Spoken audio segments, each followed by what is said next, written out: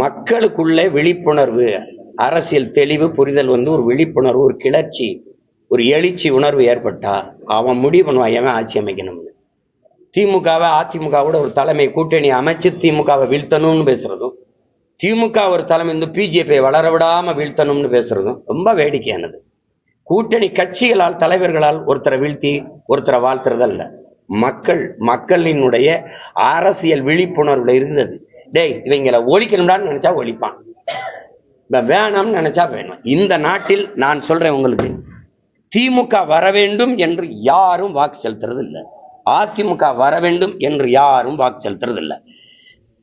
திமுக வந்துடவே கூடாதுன்னு நினைச்சு அதிமுக போட்டாங்க. மறுபடியும் இன்னொரு தடவை அதிமுக வந்துடவே கூடாதுன்னு நினைச்சு திமுக போடுறாங்க.